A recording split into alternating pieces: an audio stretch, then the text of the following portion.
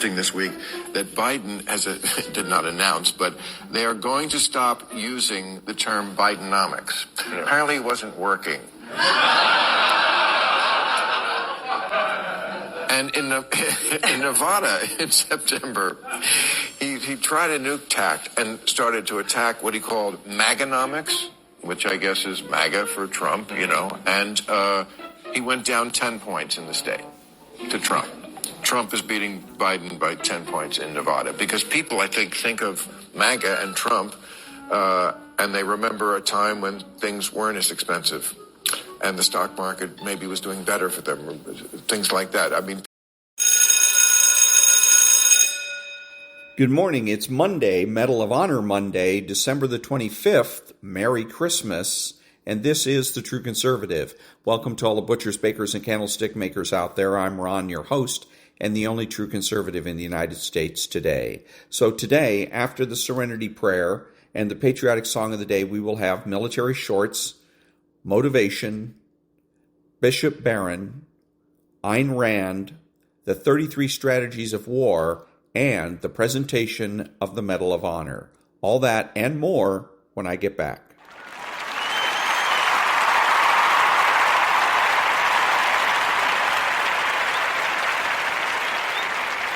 God, grant me the serenity to accept the things I shouldn't change, the courage to change the things I should, and the wisdom to know the difference. Amen.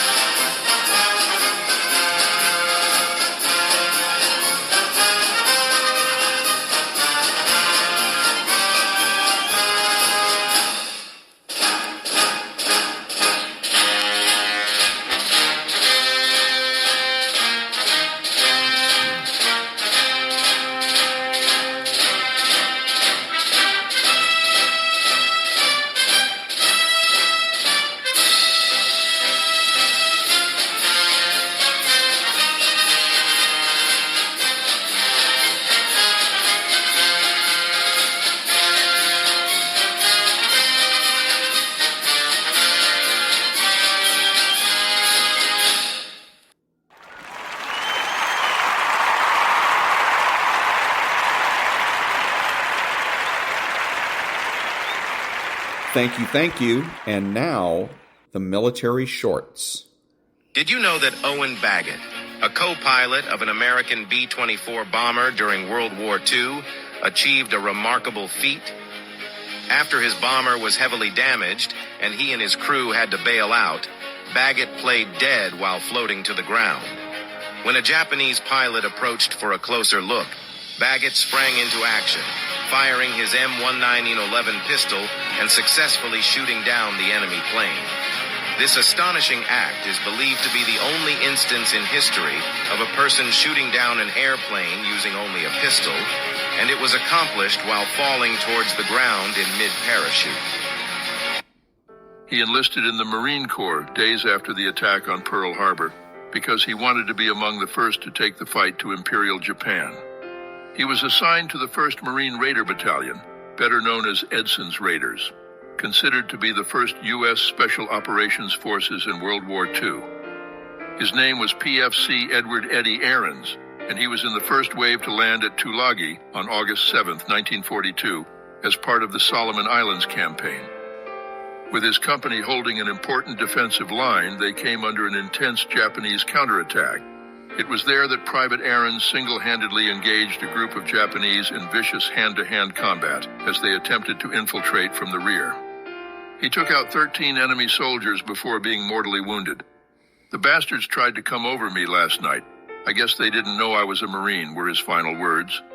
Private Ahrens received the Navy Cross for his heroic actions while holding the line. The Houthis say they don't give a fuck about the U.S. Navy and its international coalition, saying that even if America succeeds in mobilizing the entire world, they will not stop attacking ships until Israel stops attacking Gaza. And this is the UAE reportedly wants the U.S. to strike the Houthis and to redesignate them as terrorists. So this is Saudi Arabia reportedly believes that striking them will only make them more aggressive. Meanwhile, you have the U.S. blaming Iran for the Houthis' behavior. And you have Iran denying that they're behind it, but saying they support the Houthis. As far as the coalition the U.S. has formed, that'll be coordinated by Combined Task Force 153, which is made of 39 nations. And in addition to that, 19 countries have reportedly joined Prosperity Guardian so far. Only 10 have actually announced their involvement. Right? And they'll patrol, shoot down Houthi missiles, and escort ships. And as far as the Houthis, for now, it appears that they're going to be sticking with their slogan, which is, quote, death to America, death to Israel, curse the Jews, and victory to Islam. But of course, we'll be staying on this as it develops, so follow to stay in the loop. NATO almost started World War III when it sent an F-16 to intercept a Russian plane. Let me explain. In international airspace above the Baltic Sea, there was a Tu-154 aircraft, a Russian plane that was carrying Defense Minister Sergei Shoigu. The normal routine flight quickly took a turn when a NATO F-16 aggressively approached, flying dangerously close to the wings, showing to everyone on board that they were being watched. In response, a fully armed Su-27 flanker, serving as an escort to the Russian plane, entered the scene. The Su-27 intercepted the F-16 and tilted its wings to show the deadly weapons it had underneath. The Russian pilot took a position as if he was about to fire, sending a clear warning to the NATO fighter. He wanted him to back off. The Su-27 was ready to fire to defend the Russian aircraft. The NATO F-16 quickly retreated, leaving the airspace and allowing the Russian plane to continue with its journey.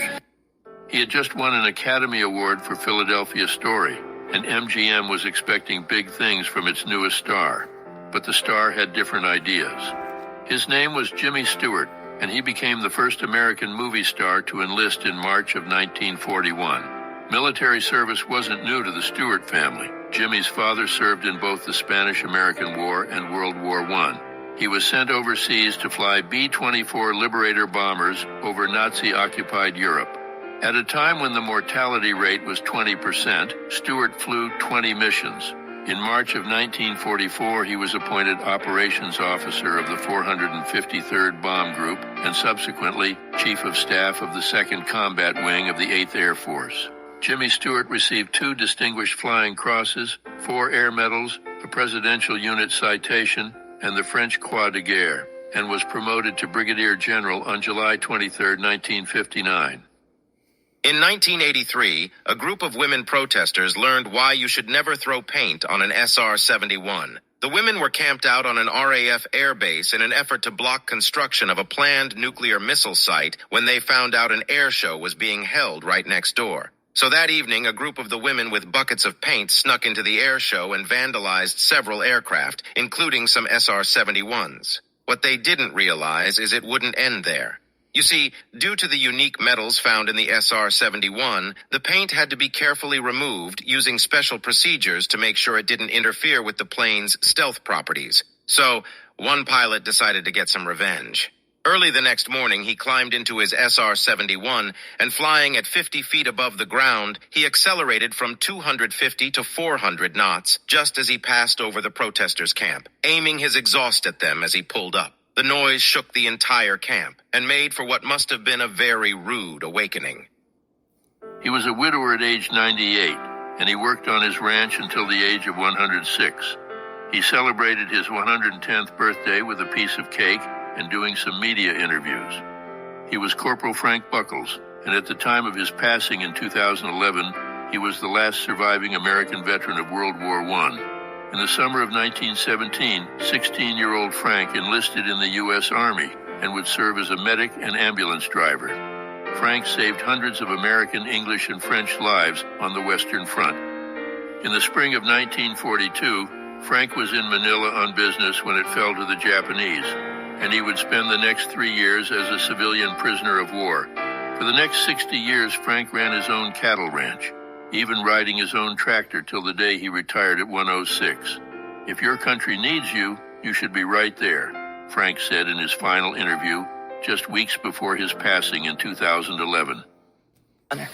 It's called the LA Speed Story. And it was just a story about one day it was really cool being an SR-71 pilot. When Walter and I were doing a training mission around the United States where you just were building up hours and time.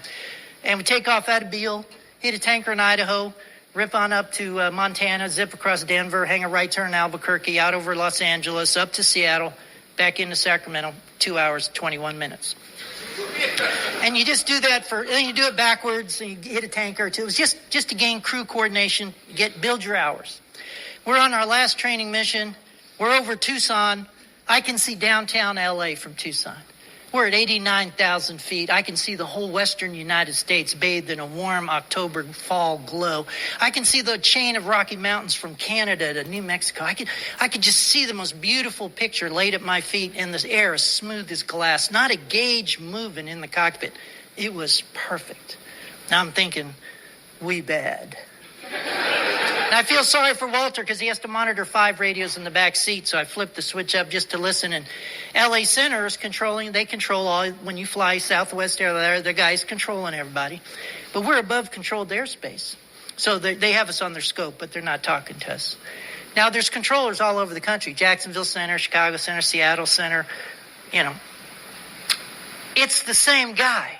They all talk the same. And it's really cool the way they talk because they make you feel important as a pilot. They don't just say, yeah, okay, here's your thing. They make you feel really cool.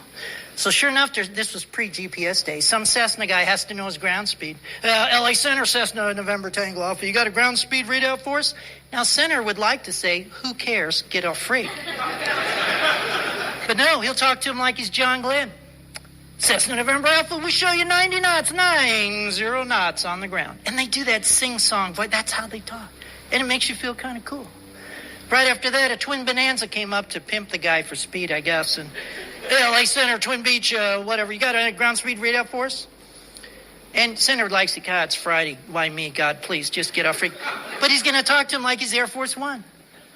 Twin Beach, we show you 121, 20 knots on the ground. And right after that, a Navy F-18 out of Lemoore popped up on frequency. And you knew it was a Navy guy because he talked really slick on the radio. Center, Dusty 5-2, speed check.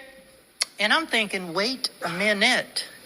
Dusty 5-2 has a ground speed indicator in that $1 million F-18 cockpit. It's right there in the heads-up display. Why is he calling Center to broadcast his speed?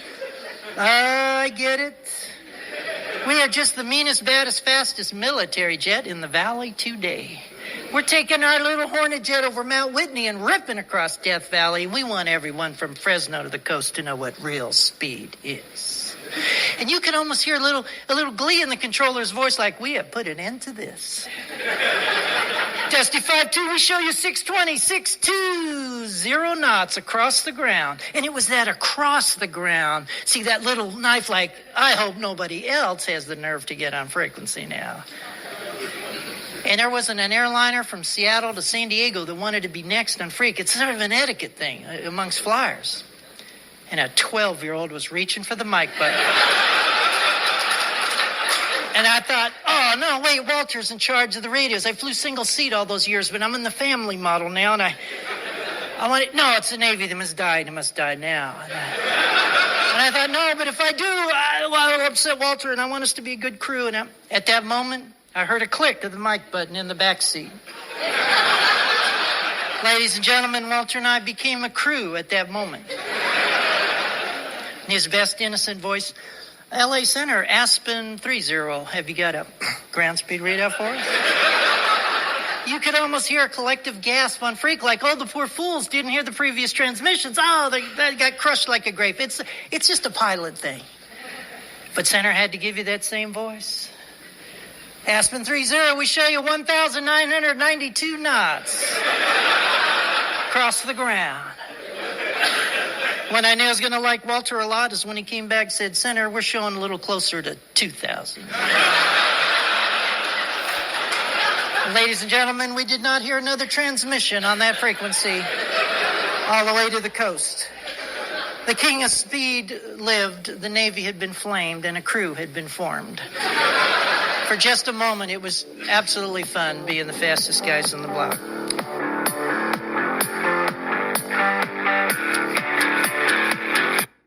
He flew a staggering 60 missions over Nazi-occupied Europe. He was a radio operator and gunner flying in Vickers, Wellington, and Avro Lancaster bombers in the RAF's 166th Squadron. He was Donald Pleasance, a rising star of the stage and film when he decided to enlist. He had been a conscientious objector, but changed his tune during the Blitz of London. On his 61st mission, he was shot down and would serve out the remainder of the war as a POW of Stalag Luft 1. He was so malnourished, he spent 6 months in the hospital before resuming his acting career. When filming The Great Escape, Pleasance was reprimanded by director John Sturgis for his occasional suggestions. That is, until he found out I was actually a POW, Pleasance would recall years later. He quickly changed his tune. Donald Pleasance starred in over 100 films, TV shows, and plays, and passed away in 1995. Why does HIMARS is firing from the flight deck of a warship is not what you think. Amphibious assault ships are typically equipped with self-defense armament, like RIM-116 rolling airframe missile launchers, which can neutralize incoming anti-ship missiles. But unlike cruisers and destroyers, which can attack land targets by firing missiles from their VLS cells, amphibious ships do not yet have this capability. And this is why a HIMARS was brought on board USS Anchorage, which is an amphibious landing platform dock to launch missiles against a land-based target as part of an exercise. But wait, wouldn't the heat from the missile launch damage the flight deck? That's why an attachment was bolted to the flight deck beforehand, to absorb and deflect the heat. It was his 5th mission. And that was the military shorts. Back in a minute.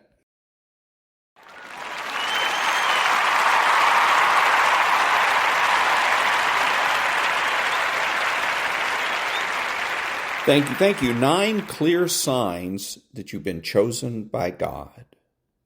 9 clear signs you will see when you are called or chosen by God. Sign number 1, an insatiable hunger for righteousness. One of the most apparent signs God has called you is that you will have an unquenchable desire for the things of God. This is because when God calls you, his primary aim will be to renew your spirit. This will lead to you having a strong zeal and hunger for the things of God.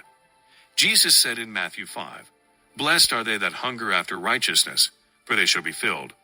You might discover that you will start to feel a sudden urge to read the Bible, listen to sermons, or interact with other believers.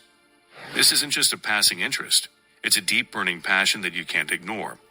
The reason God will do this is because he wants to fill your spirit by equipping you with the knowledge and power you need. Sign number 2, you easily get convicted.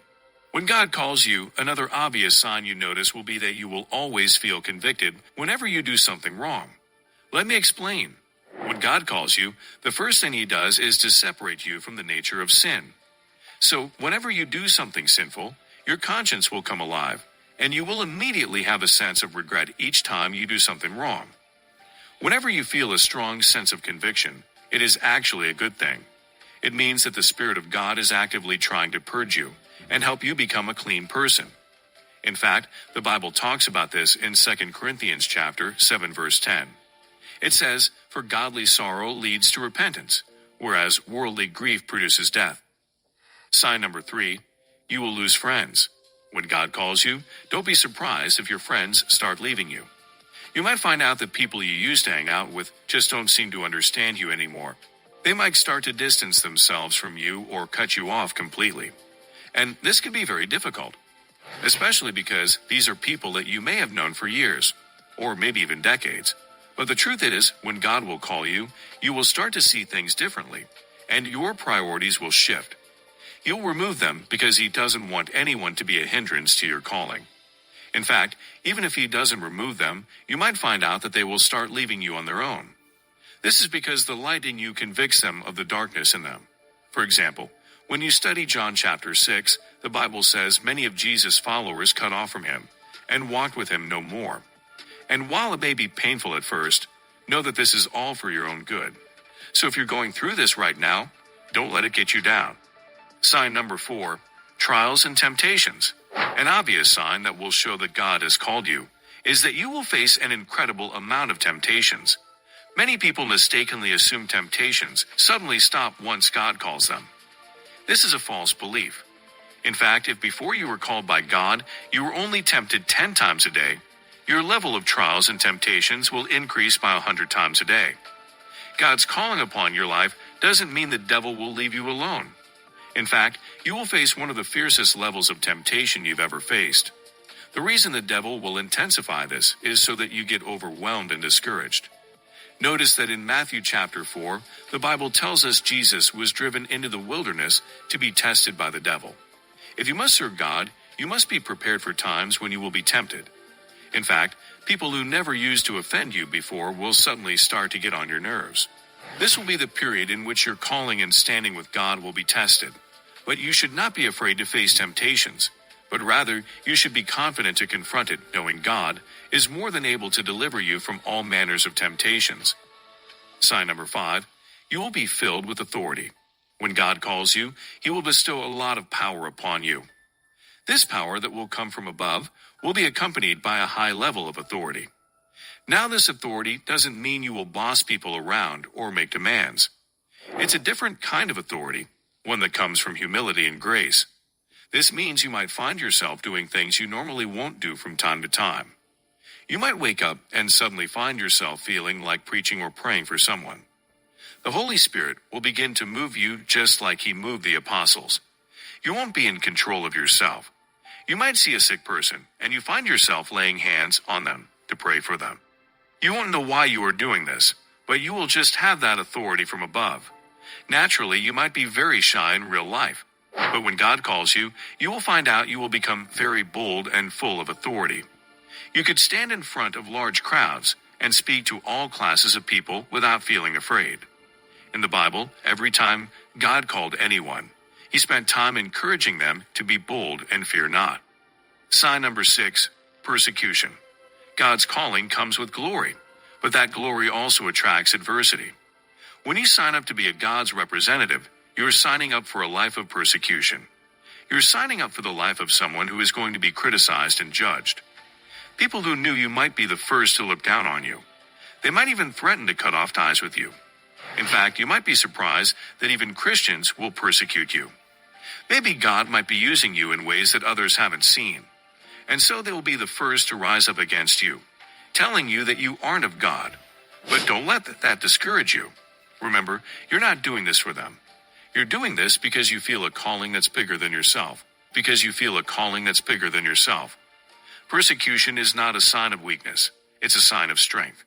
When you're called by God, you'll have the strength to face whatever comes your way. You'll have the courage to stand by your beliefs, even when others don't agree with you. In fact, if in your calling you don't face persecution, you should really be concerned. Because everyone called by God will experience some level of persecution. Sign number 7, divine dreams and visions. God can tell you through dreams and visions that he has called you. For instance, you might dream and see yourself preaching to a large crowd or leading a crowd in praise and worship. This is an indication that God is calling you into service. You might also find yourself regularly having dreams of men of God preaching to you. This means the Spirit of God is ministering to you. Or you might even dream of seeing angelic visitations, or you find yourself performing miracles in the dream. All these are indications God has chosen you. Number 8, hatred for injustice. When God calls you, this will cause you to have a hatred for injustice and unrighteousness. When you have such a strong conviction, you will feel compelled to stand against evil. In many cases, God will want you to advocate on behalf of others who cannot do so themselves. This will involve standing up for the voiceless or speaking out against oppressive people. You will be moved by a desire to protect and defend those who cannot fight for themselves. You will even be willing to take risks in order to champion the cause of righteousness and speak out against unrighteousness. Sign number 9, you will be God conscious. One of the key ways you will know that God has called you is that you will become very God conscious. You will have a constant sense of God's presence around you, and in everything you do, you will constantly keep thinking of God's opinion about it. This means that you will no longer do things independently as you used to do before. It means that you will be constantly aware of God's presence around your life, and will always seek to align your thoughts and actions with his will. When you will be less concerned about your own desires and wants, and more focused on serving the greater good, and doing what is right in God's eyes, you will weigh your options more carefully, and consider how each choice aligns with God's plan for your life. You will also find that your relationships with others are impacted in a positive way, as you strive to be more kind, compassionate, and forgiving, just as God would want you to be. And that was the 9 clear signs that you are chosen by God. Back in a minute.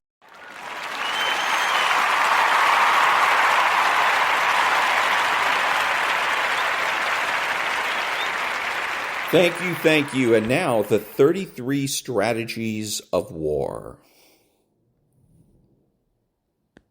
From Secrets of the Samurai by Oscar Ratti and Adele Westbrook. It had long been known, of course, that a man who, through disciplined training, had relinquished any desire or hope for survival and had only one goal, the destruction of his enemy, could be a redoubtable opponent and a truly formidable fighter who neither asked nor offered any quarter once his weapon had been unsheathed. In this way, a seemingly ordinary man who, by the force of circumstances, rather than by profession, has been placed in the position of having to make a desperate choice, could prove dangerous, even to a skilled fencing master. One famous episode, for example, concerns a teacher of swordsmanship who was asked by a superior to surrender a servant guilty of an offense punishable by death. This teacher, wishing to test a theory of his concerning the power of that condition we would call desperation, challenged the doomed man to a duel. Knowing full well the irrevocability of his sentence, the servant was beyond caring one way or the other, and the ensuing duel proved that even a skilled fencer and teacher of the art could find himself in great difficulty when confronted by a man who, because of his acceptance of imminent death, could go to the limit and even beyond in his strategy, without a single hesitation or distracting consideration. The servant, in fact, fought like a man possessed, forcing his master to retreat until his back was almost to the wall. At last, the teacher had to cut him down in a final effort, wherein the master's own desperation brought about the fullest coordination of his courage, skill, and determination. From Records of the Historian by Suma Chen. Taking advantage of the opportunity, they began to question Han Xin. According to the art of war, when one fights, he should keep the hills to his right or rear, and bodies of water in front of him or to the left, they said. Yet today, you ordered us on the contrary to draw up ranks with our backs to the river, saying, "We shall defeat Zhao and feast together."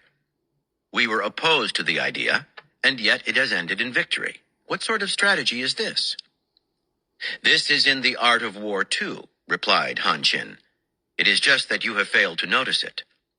Does it not say in the art of war, drive them into a fatal position and they will come out alive. Place them in a hopeless spot and they will survive? Moreover, I did not have at my disposal troops that I had trained and led from past times, but was forced, as the saying goes, to round up men from the marketplace and use them to fight with. Under such circumstances, if I had not placed them in a desperate situation where each man was obliged to fight for his own life, but had allowed them to remain in a safe place, they would have all run away. Then what good would they have been to me? Indeed, his generals exclaimed in admiration, we would never have thought of that.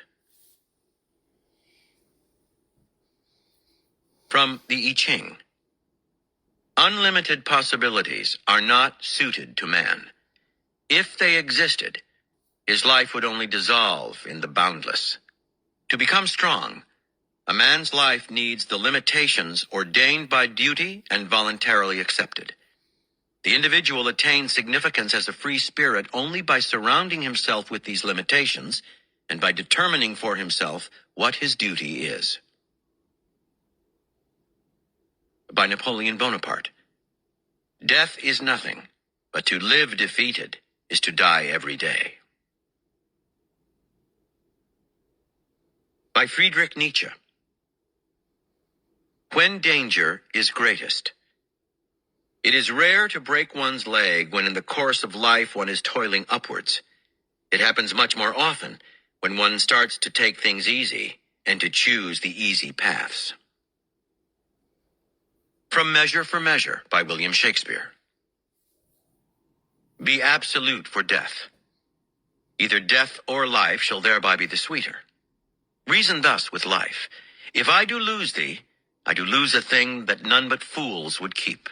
A breath thou art, servile to all the skyey influences that dust this habitation where thou keepst hourly afflict. Merely thou art death's fool. For him thou laborest by thy flight to shun, and yet runst toward him still. Thou art not noble, for all the accommodations that thou bearest are nursed by baseness. Thou art by no means valiant, for thou dost fear the soft and tender fork of a poor worm. Thy best of rest is sleep, and that thou oft provokest, yet grossly fear'st thy death, which is no more. And lastly, from King Henry IV, Part 1, by William Shakespeare. O gentlemen, the time of life is short.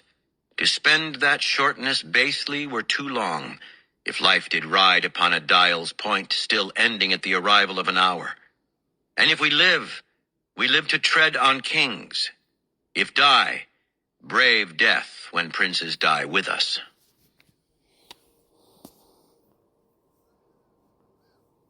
And that was Chapter 4, Create a Sense of Urgency from the 33 Strategies of War. Back in a minute.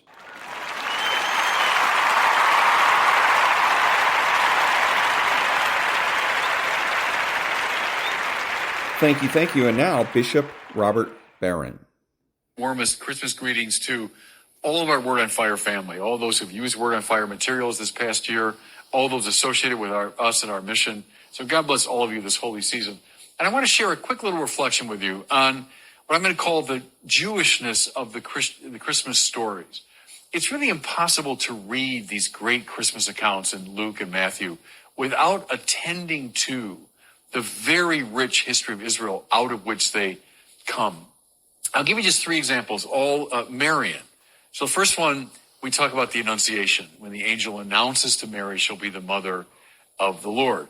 And what does the angel say? Well, you'll be mother of this Most High, he will be called Great. And then the angel says, he'll be given the throne of David, his father, and his reign will be without end.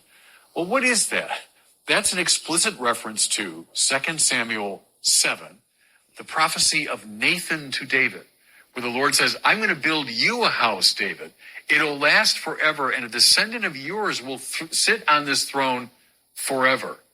We know the Davidic line ended at the Babylonian captivity about 500 years before the time of Jesus. It ended. And yet the angel says this prophecy is still going to come true, and this one will be the descendant of David who will reign forever. We won't understand the meaning of Jesus without seeing him as the fulfillment of that prophecy. Here's a second Marian reference. We speak of the visitation, when she goes in haste after the Annunciation into the hill country of Judah to visit her cousin. Well, the attentive Jewish reader in the first century, when he heard hill country of Judah, you know what he was thinking about? In the story of the Ark of the Covenant, when Israel lost the Ark of the Covenant, it ended up, it's a long story, but ended up in the hill country of Judah. And David went there to fetch it, and then he brought it back to Jerusalem, dancing with reckless abandon before it. What do we find now? Mary goes to the hill country of Judah. Now, why? Because she is the true Ark of the Covenant. If the Ark of the Covenant held the remnants of the tablets of the 10 Commandments, Mary holds within her womb the very presence of the Lord. So she's the true Ark of the Covenant in the hill country of Judah.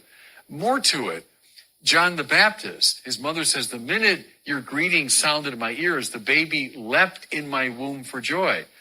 Well, who is the infant John the Baptist but a new David, doing his exuberant dance in the presence of the Ark of the Covenant? Last Marian reference, what we call the presentation. So Joseph and Mary bring the child Jesus into the temple. This is the fulfillment of the prophet Ezekiel. Go back to Ezekiel chapter 10. The corruption of the temple had become so great, idolatry and all sorts of bad practices were going on. So it says that the Shekinah, which means the glory of the Lord, up and left the temple. It's one of the saddest, most disturbing passages in the whole Old Testament. God's glory has left his temple. And there's no account, mind you, in the Old Testament of it ever coming back. The child Jesus being brought into the temple by Mary, who symbolizes the Ark of the Covenant, signals the return of the Shekinah, the return of the glory of the Lord to his holy place. Now, my point here, friends, and we could go on and on with these stories. Every aspect of the Christmas stories are filled with the Old Testament. Think even of the three kings coming from a distant land to honor the newborn king. What is that but the fulfillment of Isaiah chapter 60? They will come with dromedaries and camels from a distant land to worship the Messiah. It's the fulfillment of Isaiah's prophecy. My point is, you can't read these Christmas stories apart from the Old Testament. The Old Testament now opens up their depth, their luminosity, and their meaning to us. So I might recommend this Christmas, go back to those sources. Read these stories with fresh eyes in light of the Old Testament. And again, a very blessed, very happy Christmas to the whole Word on Fire family. God bless you. And that was Bishop Robert Barron. Back in a minute.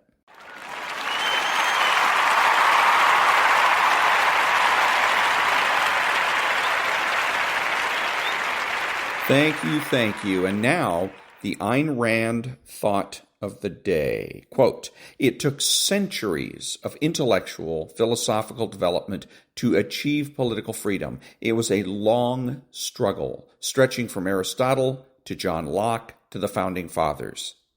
The system they established was not based on unlimited majority rule, but on its opposite, on individual rights, which were not to be alienated by majority vote or minority plotting. The individual is not left at the mercy of his neighbors or his leaders. The constitutional system of checks and balances was scientifically devised to protect him from both. This was the great American achievement." Unquote. Back in a minute.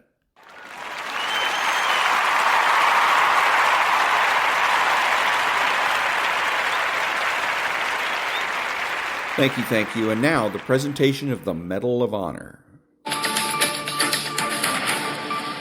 Hello, everyone. I'm Elaine Quijano. And I'm Errol Barnett. We are showing you now live pictures coming to us from the White House, where President Biden is presenting the Medal of Honor to a Vietnam veteran. Paris Davis was an officer in the Army's elite Green Beret. Many say this award is long overdue. Let's watch. One of those medals. And we have 5 here, but this, Secretary, may be the most consequential day since I've been president. It's an incredible man. 158 years ago today, in this White House, President Lincoln was putting the final touches on his second inaugural address. And he wrote, "Let us strive to finish the work we're in, to bind up the nation's wounds, and care for him who shall have borne the battle." Today, 58 years after he bore the battle, we honor a true hero of our nation, Colonel Paris Davis. I've had a chance to get to talk to him a little bit. We talked on the phone, and he doesn't know, but we're going to talk a lot more. Incredible guy. The Medal of Honor, created during Lincoln's presidency, is our country's highest military award, recognizing gallantry above and beyond the call of duty. That word gallantry, it's not much used these days, gallantry. But I can think of no better word to describe Paris, to describe you. I really can't. Gallantry. And everyone here feels exactly the same way. That includes Secretary Austin and Secretary McDonough and Secretary of the Army Wormuth and the Vice Chairman Grady and General McConville, Representative Beyer. Where's Representative Beyer? Thank you. Thank you for pushing this a little bit. Appreciate it. For joining us today. Now, as many of you know, Paris will be the first to tell you that he hates the word I, that it was his team who served and his team who sacrificed. So today I'm truly honored to welcome one of those teammates, Ron Dice. Where's Ron? Ron.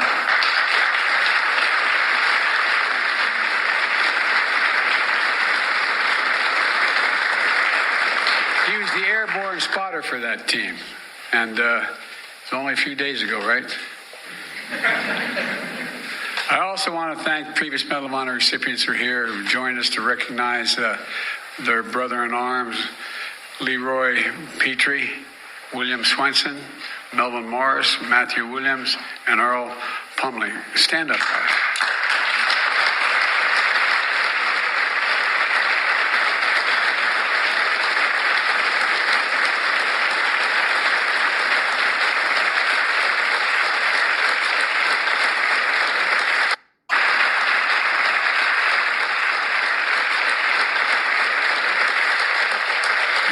Courage in the flesh.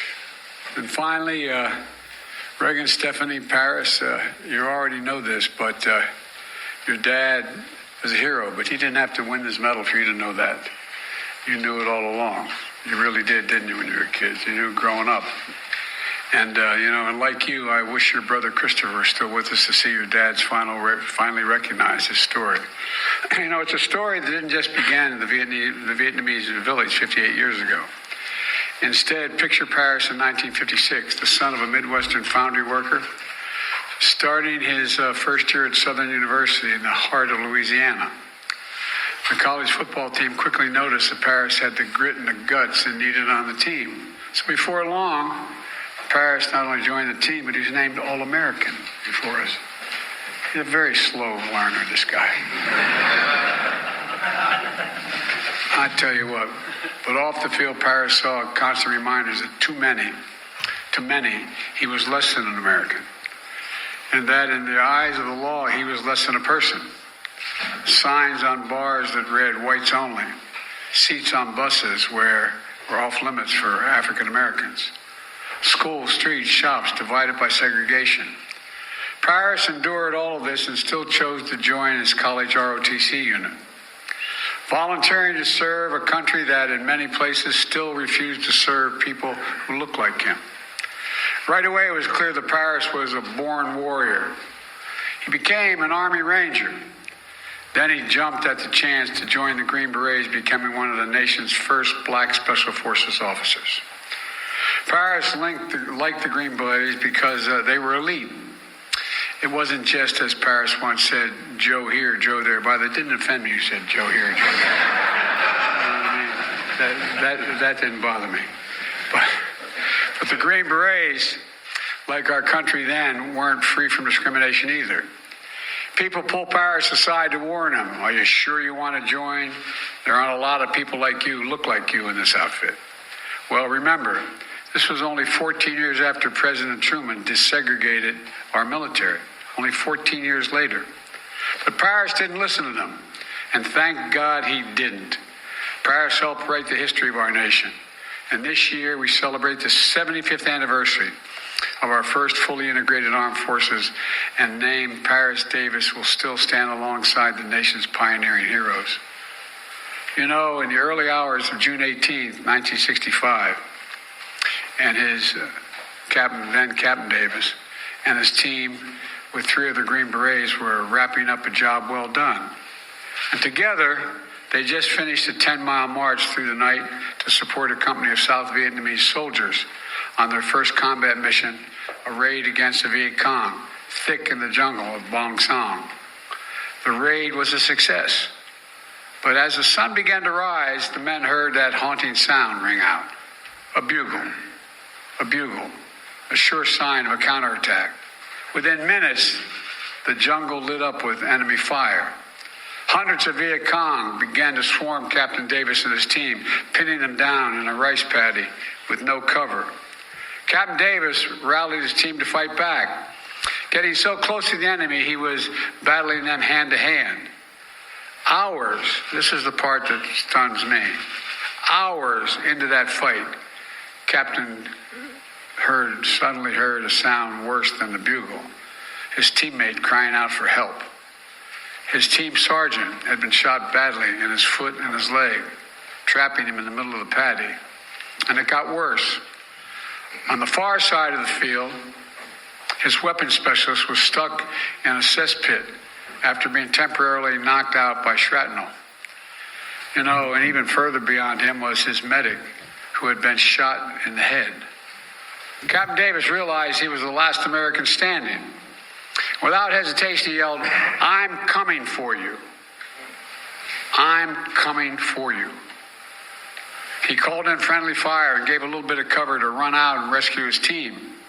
On his first attempt to get to Team Sergeant, Captain Davis was shot in the arm and had to turn back. Captain Davis waited for another window and sprinted back out again. But his team sergeant was stuck. Captain Davis couldn't fully break him free before he had to return to cover. He didn't give up, though. That's not the Green Beret way. For his third time, as enemy fire rained down him, he ran out. Captain Davis freed his team sergeant, threw him over his shoulder, and started carrying up the hill to safety. Captain Davis got about halfway up the hill before a bullet pierced his leg. Then, in front of him, another Green Beret sergeant who had just arrived to the battle to reinforce the team was shot in the chest and now needed to be rescued as well. Captain Davis limped up the hill with his team sergeant on his shoulder. He'd been fighting for around 10 hours, but Captain Davis didn't hesitate.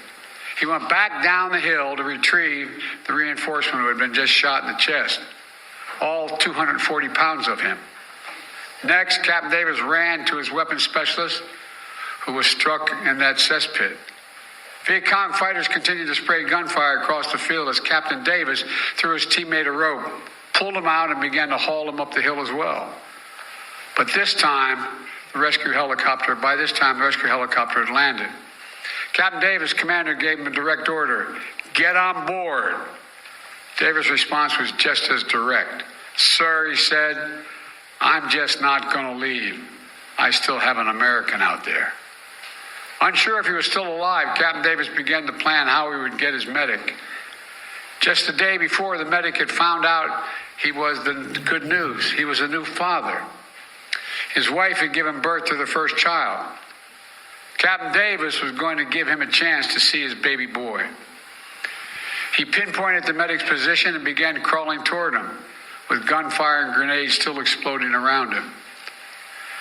When he got there, the medic, still alive, asked him, "Am I going to die? Am I going to die?" Captain Davis replied, "Not before me." Still fending off the Viet Cong assailants, Captain Davis hauled his medic up the hill. And nearly 20 hours later, after that bugle first rang, Captain Davis had saved each one of his fellow Americans. Every single one. Just as the story of Paris Davis did not begin on June 18, 1965, it does not end there either. Captain Davis went on to become Colonel Davis, serving more than 25 years in our military and earning a PhD on top of that. He received the Silver Star, the Bronze Star, the Air Medal, the Purple Heart. And even after he hung up his uniform, the captain continued to serve the community, founding the Metro Herald, a newspaper that focused on his local community and civil rights issues. I wish I could say that this story of Paris' sacrifice on that day in 1965 was fully recognized and rewarded immediately. But sadly, we know they weren't. At the time Captain Davis returned from war, the country was still battling segregation. Returned from Vietnam to experience some of his fellow soldiers crossing the other side of the street when they saw him in America. And although the men who were with him on that June day immediately nominated Captain Davis to receive the Medal of Honor, somehow the paperwork was never processed. Not just once, but twice. But you know what Captain Davis said after learning he would finally receive the Medal of Honor? Quote, "America was behind me. America was behind me." He never lost faith, which I find astounding. He never stopped believing in the founding vision of our nation, a vision that Lincoln kept alive 158 years ago, and a vision Paris fought to defend 58 years ago. This vision for a more perfect union, one where all women and men are created equal. You know, we're the most unique nation in the world. We're the only nation founded on an idea. Every other nation is founded based on a philosophy based on ethnicity, religion, whatever, an idea is captured in. We hold these truths to be self-evident, that all men and women are created equal, endowed by their Creator with certain inalienable rights, life, liberty. We've never fully lived up to it, but we've never walked away from it. This is evidence we're still not going to walk away from it. Look, folks, we never ever walked away from our troops who dare all and give all to our nation. Paris, you are everything this medal means. I mean everything this medal means. And look, you're everything our generation aspired to be. You're everything our nation is at our best. Brave and big-hearted, determined and devoted, selfless and steadfast. American. And now, at long last, it's my great honor to ask Lieutenant Colonel Rowe to read the citation.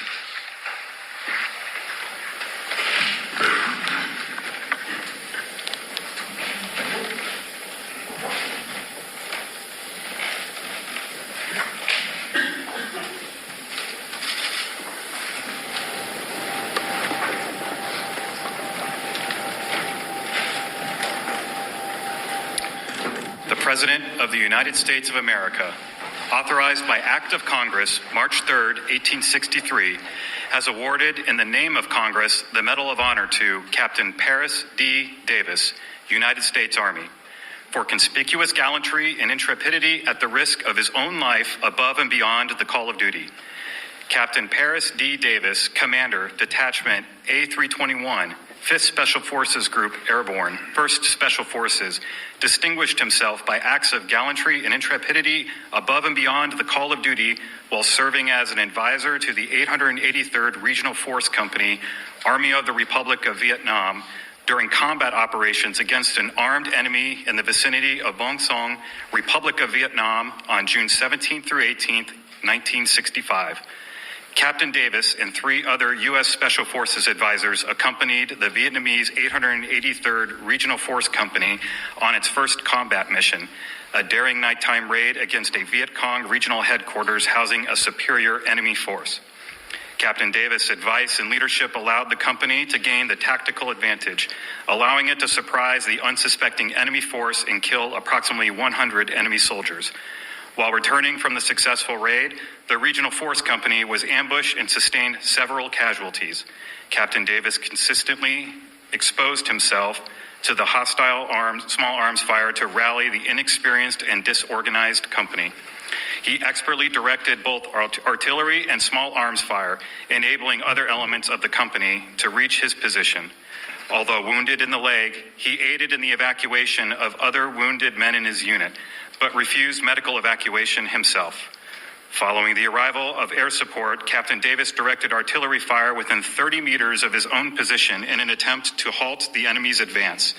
Then, with complete disregard for his own life, he braved intense enemy fire to cross an open field to rescue his seriously wounded and immobilized team sergeant. While carrying the sergeant up a hill to a position of relative safety, Captain Davis was again wounded by enemy fire. Despite 2 painful wounds, Captain Davis again refused medical evacuation, remained with the troops, fought bravely, and provided pivotal leadership and inspiration to the Regional Force Company as it repelled several Viet Cong assaults on their position over a period of several hours. When friendly reinforcements finally arrived, Captain Davis again refused medical evacuation until he had recovered an U.S. advisor under his command who had been wounded during the initial ambush and presumed dead. While personally recovering the wounded soldier, he found him severely wounded but still clinging to life. Captain Davis directed the helicopter extraction of his wounded colleague, not leaving the battlefield himself until after all friendly forces were recovered or medically evacuated. Captain Davis' heroism and selflessness, above and beyond the call of duty at the risk of his own life, are in keeping with the highest traditions of military service and reflect great credit upon himself, his unit, and the United States Army.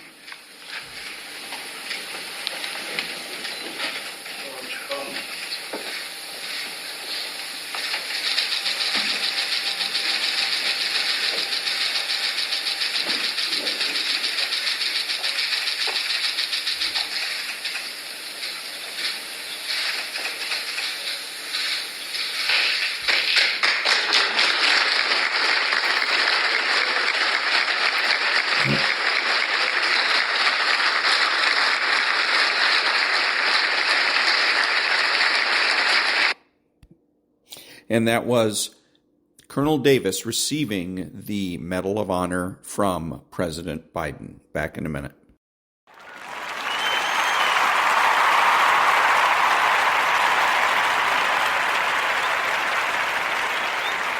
Thank you. This is Ron, your host, the only true conservative in the United States. Today, bidding adios to all the butchers, bakers, and candlestick makers out there, and reminding you to be honest, smart, and beautiful, and remember that the left has no authority, no power, and they can't win.